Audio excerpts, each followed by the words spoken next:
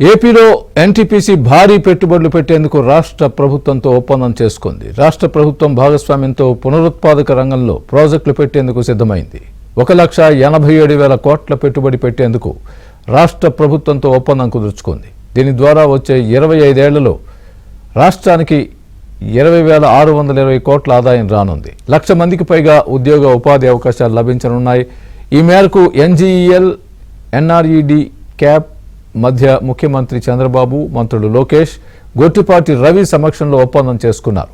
AP integrated clean energy పాలసీతో సత్ఫలితాలుంటాయని ప్రభుత్వ వర్గాలు తెలిపాయి.